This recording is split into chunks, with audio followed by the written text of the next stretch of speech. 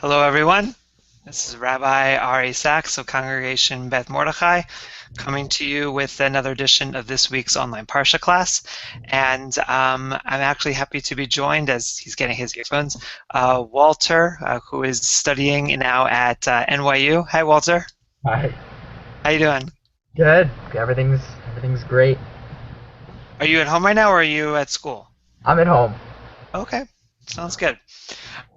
Um, so this week's Torah portion is Parashat Noach, and we're actually beginning a new cycle that last year we focused on the first third of the triennial portion, and now we're actually focused on the second third, beginning last week with the reading of Parashat Breshit, at the first book of the book of Genesis, and they were going to be reading this entire cycle to reading until the next high holidays, the second third, and then followed by the third third, in order to read the entire Torah according to one of the opinions in the Talmud that you should read the entire Torah every 3 years.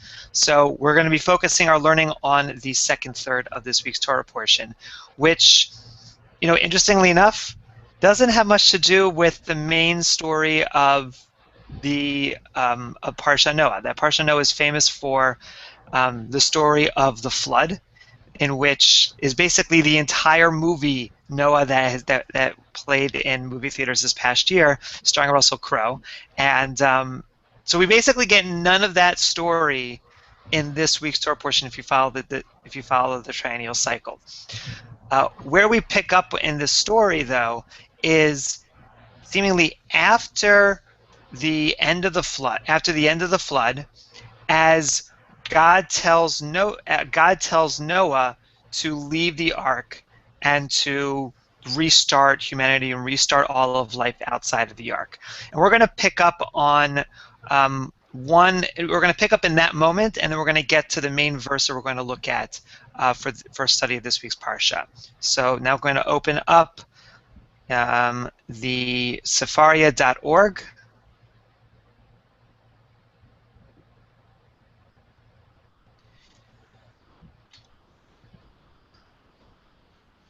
In which we come to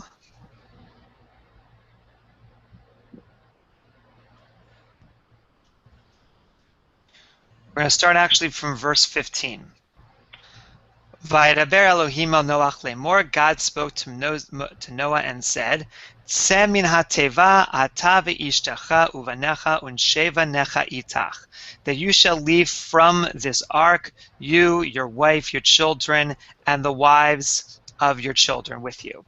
Kol hachaya asher itacha mikol basar ba'of u'vabema u'v'chol remes haromes al haaretz, all the creatures that were with you in the ark, hayetze itach, that they should leave from the ark, v'shartzu va'aretz ufaru v'ravu al haaretz. And it's basically that huge moment of stretching out your legs, stretching out your wings. You all leave the land and you spread out and multiply and increase about the land. So the end of the whole story.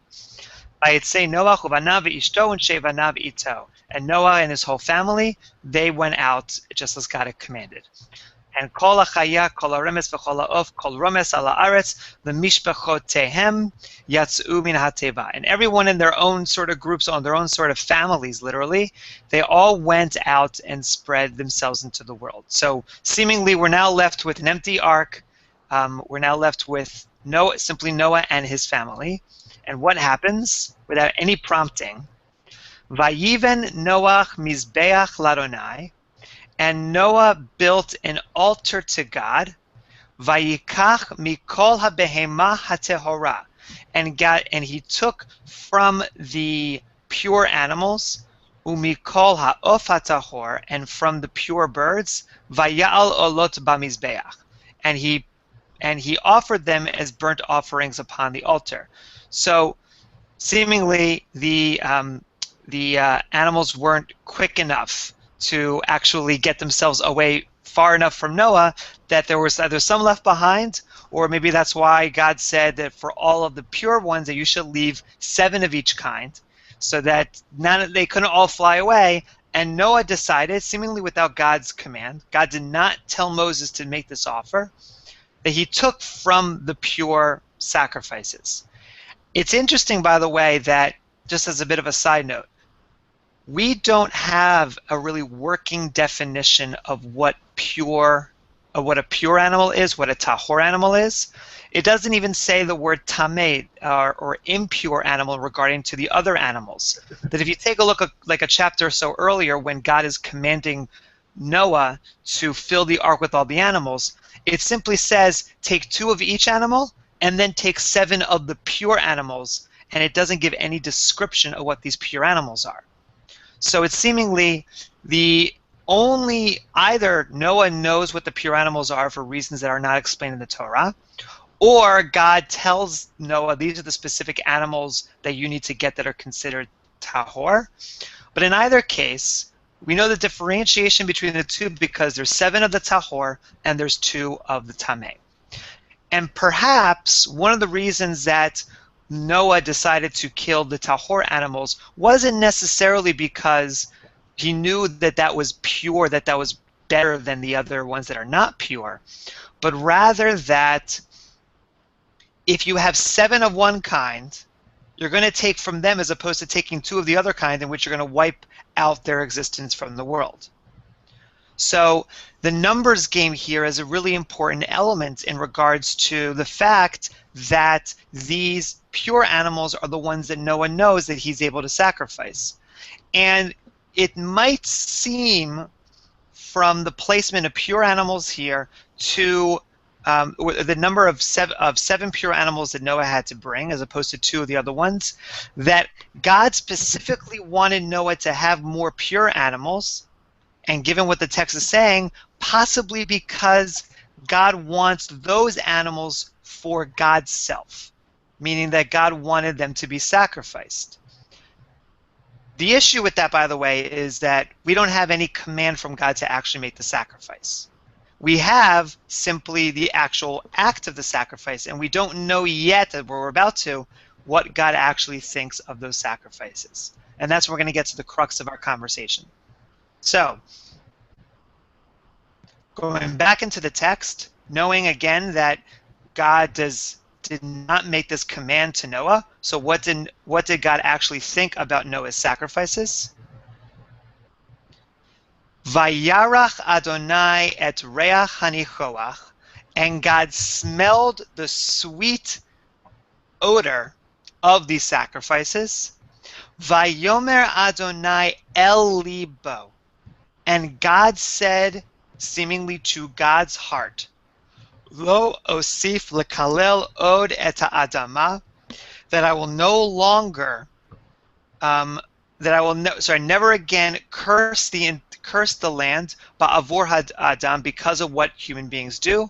Ki yetzer lev ha'adam ra min urav, because that the inclination of man's heart is to be evil, to one's brothers or to one's others, and that I will no longer destroy all of humanity as I have done. In other words, no, God is saying, I recognize the fact that God's perhaps part of their inherent nature is that they are evil towards one another, but that's not going to be a reason for me to wipe them out, because that's not good enough of a reason to wipe them out. And the thing that seemed to change God's mind is this sacrifice. Is this sacrifice that Noah made that wasn't commanded of him and that God said to God's self was a pleasing odor. So that's one aspect of it, that this was human beings kind of leading God to make this decision. But what I really want to focus on today is the process by which God made that decision is based upon the fact that God spoke El Libo, to God's heart, and that in that conversation with God's heart, God resolved to make this decision to not ever wipe out humanity or all people. So the question that I really have here is that in such a powerful moment, seemingly where God is changing God's mind, God is speaking to God's heart. That it is that conversation that leads God to actually change God's own behavior. So the question that I put forward is, what do we mean by God's heart? Does God actually have a heart? And what could that conversation be like that would lead God to convince God's self to no longer wipe out humanity? So that's the basic question I kind of want to put out there. But Walter, do you have any thoughts either on that question or anything that we've done so far, or also sort of what's going on in your own mind? I mean, the thing that's weird to me is the whole concept. I mean, this appears many times in the Torah about this pleasant odor. Hmm. Very, very weird for a human being to understand that. I don't know. So what is so odd about that pleasing odor? What is it that makes it difficult for people for us to understand what is happening here? And in modern times, it'd be just. I think some people would think there's something. I don't know the word. Just just not right. It's just something is not moral about killing animals, but then furthermore that the aroma of these animals on the altar is producing some kind of odor that's nice. Just seems, Right. just the whole thing just blows my mind. Well, one of the questions that comes up here, if we let's hold off in a moment. We'll get back to it, but let's hold off in a moment on, why animals? What is the pleasing odor for them? And come back to the question. First, come back to the question of what does it mean for it to be a pleasing odor to God? In the sense that, just like, does God have a heart? Does Yeah, does God he have have a a nose nose? that smells? Exactly. Exactly. So, and that's that's an important element here. One comment is that HaTorah medaber b'lashon Adam, that the Torah speaks in a language for human beings to understand, which I think is to say that it may not be in the minds of the rabbis who are looking at this as if God is literally smelling the odor that comes from these sacrifices, and that smell becomes pleasing, but rather it is the aspect of making the sacrifice to God that is pleasing to God, especially because it is done out of what is tahor. Um, you know, uh, along those lines, there's a cartoon that I once read, or I once saw, in which Noah is leaving with the ark, and his wife comes up and says, "Why didn't you tell those animals over there about, why did they miss the ark?" And he says, "I told them the wrong time because I didn't want them to come and join the ark, and they were unicorns, the great animals that we think existed at one time but don't exist anymore." So that if theoretically, if there were certain animals that were displeasing to Noah, for Noah, then he could have easily wiped them out by sacrificing the two, because then their existence would have been gone. But it's the very fact that there were multiple of the tahor, of these pure animals that God had mentioned to him, not necessarily that Noah knew as to be tahor, that I wonder if Noah thought that maybe the reason why there are so many of them is because God wants some of them. And this, I think, comes back to the issue of that you were pointing out in terms of animals and their sacrifices and becoming that pleasing odor, and how foreign it might seem to actually offer animals as this larger sacrifice. And for that, we need a bit of a history lesson, because up until post-biblical times, not post-biblical times, I'd say around, definitely after the temple was destroyed, I'm not sure how much beforehand, most, if not all, animals that you could eat had to be sacrificed as well.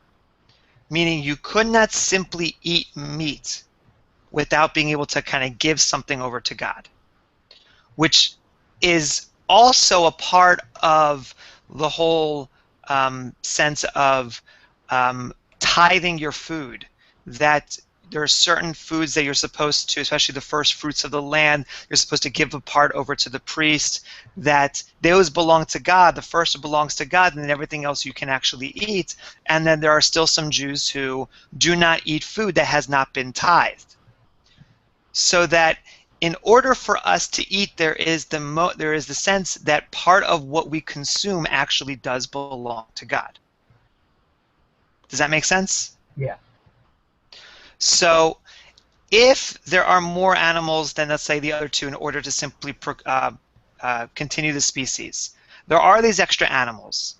God may want some of them, but then but it might also be a sign to Noah that perhaps these also belong to me, in the sense that I can now partake of them, I can now eat of them. And that the ability to consume animals, to be able to eat, is actually something that's written about in this Torah portion, where God says you are allowed to eat animals as long as you do not consume the blood of them, because it is their life force. So the very fact that we are allowed to eat animals, which is sort of based in this Torah portion, I think is wrapped in the sense that the animals do not simply belong to us so that we can do with them whatever we please, but that rather we are given permission by God to be able to do so. Does that make sense? Yes. So do you have any thoughts or any kind of follow-up on that matter? I mean, I just think it's weird that, I mean, it does make sense because God created we read in Bereshit last week that God created everything. So it does kind of all belong to Him. And Right. yeah, there has to be some kind of transfer of ownership or some kind of. I would also remember what we were placed to do, right? That we were placed to be the guardians of the garden, and to rule over all the animals, in addition to taking care of all the animals. And that kind of relationship is one in which you are both the master, but then you are also the servant. And that is kind of the role I think that God wanted to place us in. And we show our subservience by how we treat animals in giving animals over to God. And yet we control animals in the sense that not only can we partake of them, but that we decide their fates. We fully decide their fates. Right. But that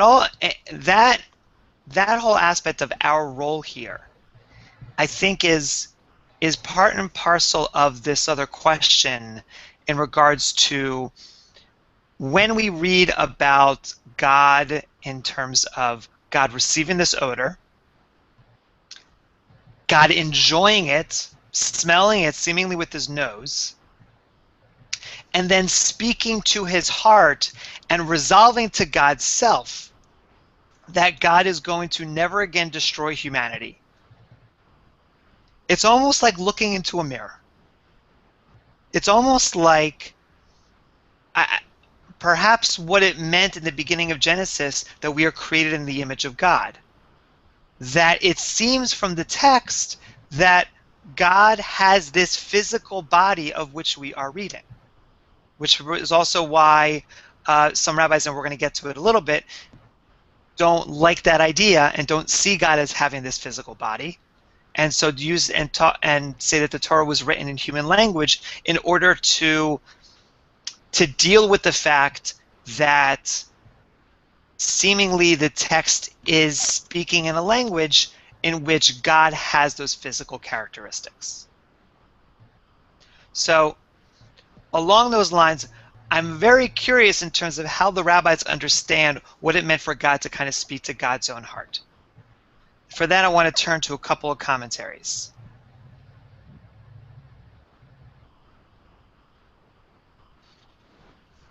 So the first one comes from Psikta Zutrata, which is a midrash coming from the 11th century. Vayomer Adonai el libo, and that God spoke to God's own heart, saying El Kevodo. God spoke to God's presence or God's glory. Now, just along those lines, in terms of what does it mean for Kevodo, I admit I do not know the Lekach Tov's particular viewpoint or his theological perspectives. It is possible that he is around the time of Jewish mysticism existing, but I do not know that per se. But the kavod, literally from the Torah, is sort of that presence of God in terms of God's the clouds that existed over Israel as they were leaving the desert, and the Kabbalists kind of understood that to mean God's immanent presence here in this world, which has a feminine characteristic as the Shekhinah, and that part of what our job is as human beings is to help that female characteristic of the presence, the Shekhinah, unite together with the male transcendent presence of God known as the Kadosh Baruch Hu, as the Holy One, blessed be He. So I can see, or given that kind of rubric, that God is, in a certain sense, has split personalities, that there are different elements in terms of what God is, that perhaps the Lekach Tov is saying that what God is speaking to is to another part of God's self, to this kavod element, in which, and in addition, that kavod element I think is really powerful because the sense of immanence and the sense of that female presence especially also has the connotations of compassion, of mercy, that an immanent presence of God is protecting the people, almost as if it's that sheltering presence like we say in the Hashkivenu prayer. So that sheltering presence and that sense of compassion and mercy are naturally affiliated, have a natural affinity towards the heart.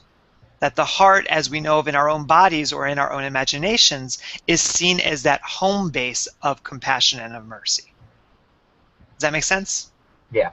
Okay. That's very nice. So, but Lekach Tov goes on and says that there is another midrash as well. And this I find to be fascinating.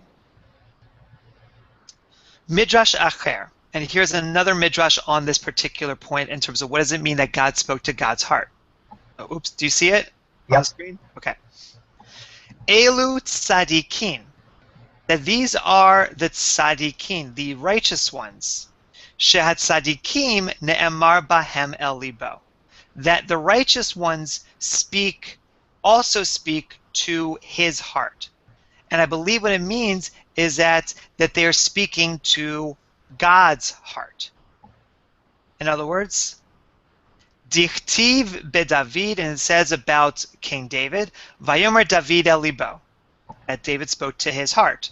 Uchtiv vayasem Daniel el libo, and that he placed Daniel close to his heart. And Hannah he medaberet el liba, and Hannah also spoke to her heart. Meaning that the possessive here of whose heart that each of these tzaddikim are talking to God's heart. Meaning that it is that part of God which all of the tzaddikim have access to. Almost as if God is sort of fully up here and we are down here, that God's heart exists here that both of us can reach. Which, if you study the Sfirot, if you study Kabbalah, is very much a part of what the whole Sphirotic system is kind of as that mediation between the highest levels of God and us down here on earth. So that it is the righteous who are able to speak to God's heart. But here is the kicker. Without changing at all the possessive, in terms of literally what the text says, the Lekach Tov changes the idea of whose heart we speak to in regards to people who are considered to be evil. Do you see it on the screen? Yes. Aval hareshaim hen birshut liban. But for those who are evil, for those who do badly, they speak or they act according to their own hearts, to their own sense of what is right. as it says, Dichti Vayomer Esav Belibo, that Esav spoke to his heart. Vayomer Yerbaam Belibo, and the king Jeroboam, he also spoke to his heart. Vayomer Haman Belibo, and that Haman spoke to his heart. In this case, the libo is not God's heart, it is their own heart. But when it says that tzaddikim, when it says libo, it doesn't mean their own heart, it means God's heart. And this is a key element in regards to how the rabbis understand our role as humanity. That we are not to follow our own ways. Lo taturu acharei levavchem ve'acharei einechem. We should not follow the meanderings of our hearts and of our eyes. We should not be led astray, but rather we should follow the leadership of God. And so even in this one term, that speaking of one's heart, that even though it in the Hebrew there is no difference in terms of whose heart the evil ones speak to or the tzaddikim speak to, that the Lekach Tov says that the righteous are speaking to God's heart or in a relationship with God's heart, and those who are evil are in a relationship with their own. And so that is, I think, a very powerful understanding of what God's heart can be for us, as in the sense that when we are speaking to the heart that we believe to be connected to God or we believe to belong to God, then we will be led down the right path. But if we listen to the part of our hearts that is our own, that is unconnected from God, or if we misinterpret what our heart says because of our own ego, for instance, then we are to be led astray. Any thoughts on that? I mean, then of course the question is, how do you become a tzaddik? Okay. How do you join this league so that you become more in tune with God's heart? You know, and this was at a time, you know, leaving the rest of the Torah aside. Noah, you know, tzaddik b'dorotav, he was like the tzaddik of his generation. How did he get to that level? It must have, you know, maybe it was natural for him. I don't know. Well, that's always been a major question of the rabbis. Was he a tzaddik because he was in his generation and that he wasn't actually that great of a man? Which I think that was a perspective of the movie that came out from Hollywood. They portrayed Noah as being sort of a man of his generation, not as someone who was much higher than that. Or meaning that if he lived in Abraham's time, would he be a tzaddik compared to Abraham? Or was he a tzaddik that is greater than all because he was able to be a tzaddik in his awful generation? Yeah, despite all of the negativity, he rose above it. Right. And I think that, you know, in thinking about this, and because I recently saw the movie and having that kind of vision of how Noah is kind of in my mind, that the way it was portrayed was that he was a zealot. He was someone who followed what he believed God wanted and didn't stray from that, even though it was painful for him personally. And you could see how the rabbis are kind of setting that up, that they're setting up that dichotomy. If you are a tzaddik, because you follow God's heart, because you are trying to connect yourself to a higher purpose, and you are forbidden from following the ways of your own heart, and in a sense not trusting yourself enough, that it could lead to a possibility that you become a zealot in your own ways if you believe that what you have in front of you is God's ways. And that, I think, speaks to the challenge here in that, how do you know, and I think this goes back to what you're saying, how do you know that the way in which you are following is what God's heart is? How do you know that if you're passionate about something that you believe to be, this is what I believe God wants for me, that you're actually following God's heart as opposed to following your own? How do you know you're not misinterpreting what you should be doing because God isn't necessarily so clear? Especially at a time without the Torah. Right.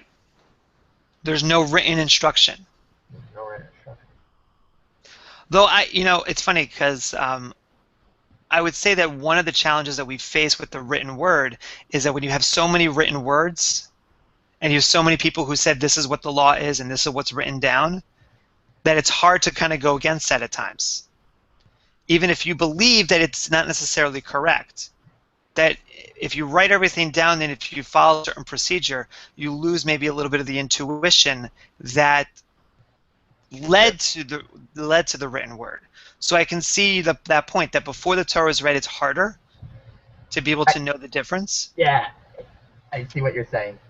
Right, but at the same time, like, you can become zealous for your own ways, which, in essence, I think it begs the question of what is this heart that we're supposed to be following?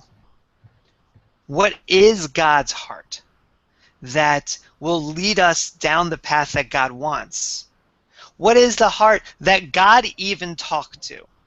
Right? If the first understanding of the Lekach Tov is correct, that God was speaking to the kavod, it is almost as if God is having a conversation over what to do with humanity. And God is figuring it out. We're almost invited into the inner conversation of like, well, maybe humanity isn't so bad at all. And I wonder how much the fact that God says El Libo kind of makes God feel, or that it allows us as the reader to be able to sense that this isn't necessarily a straightforward question. And I want to harp on that for a moment because there is another time in which human beings sacrifice without permission. Remember, Noah was not told you have to sacrifice. There's another moment in which that happened, in which the outcome was very different, and we've already read, which has to do with Cain and Abel. And I think that the language there is actually very telling.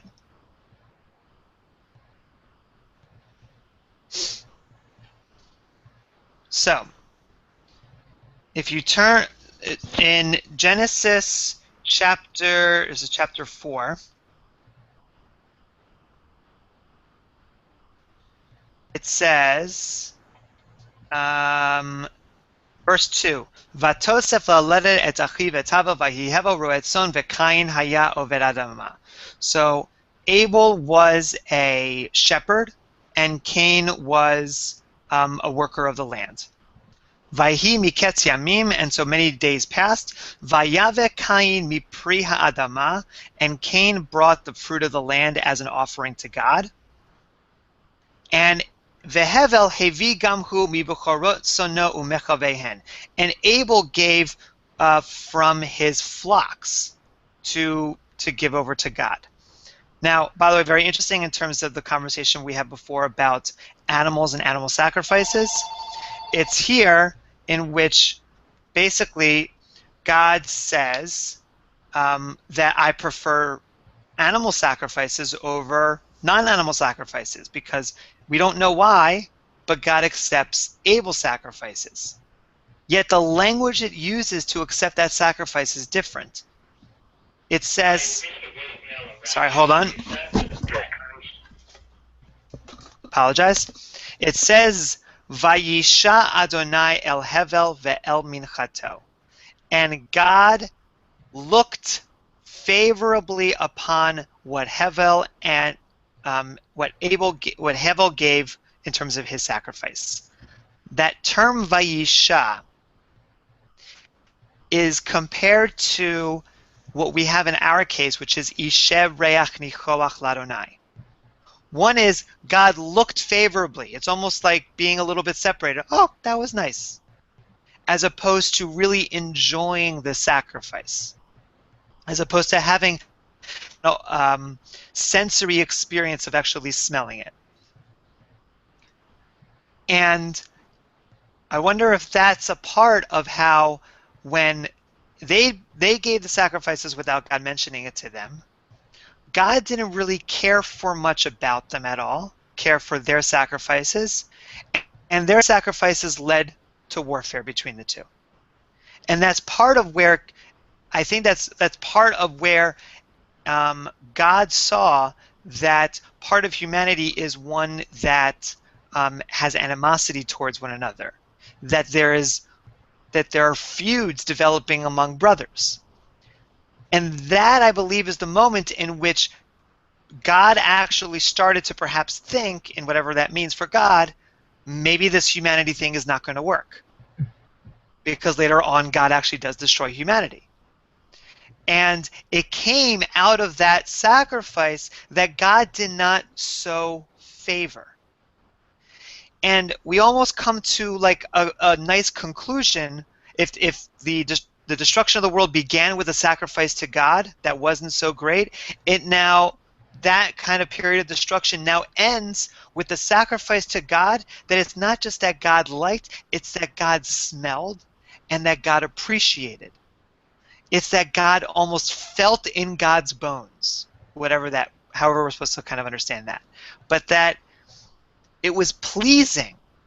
And it was that moment of being pleasing to God's senses that God started to talk to God's heart and to say, maybe this humanity thing, maybe they're not so bad.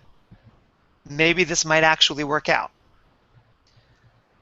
And so you see kind of a personal investment of God in humanity, whereas before God was sort of, I looked upon it, that's fine, that's great, but I don't necessarily care as much, to now being able to fully receive it and to fully taste that smell.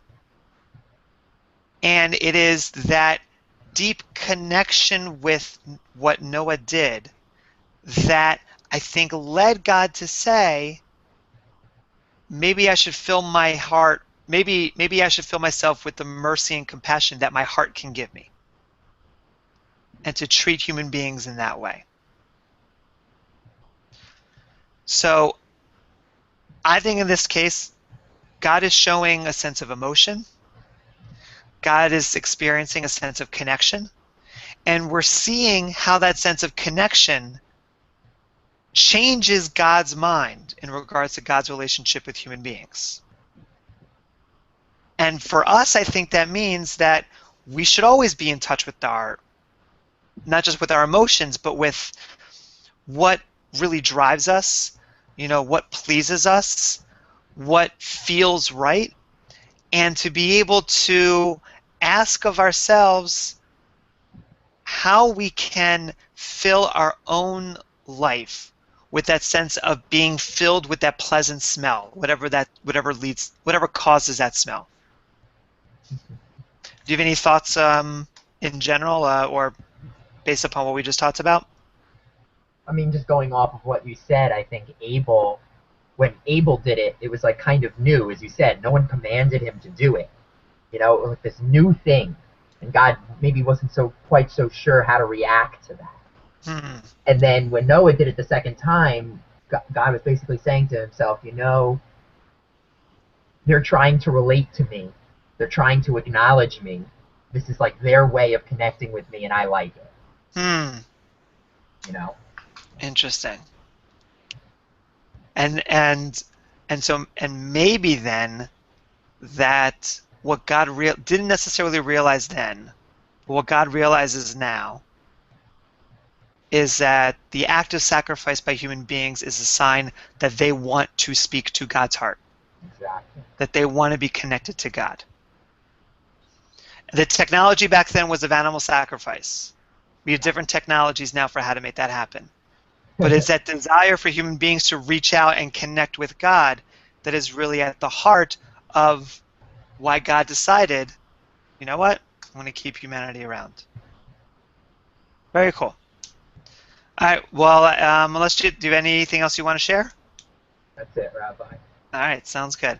Well, thanks for everyone else for joining us, and take care. Shabbat shalom, and see you again next week at a regular time at 12. Here, Walter, if you want to stay for 1 second.